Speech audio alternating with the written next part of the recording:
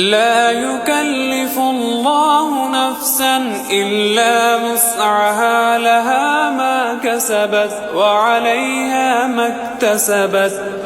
ربنا لا تؤاخذنا إن نسينا أو أخطأنا، ربنا ولا تحمل علينا إصرا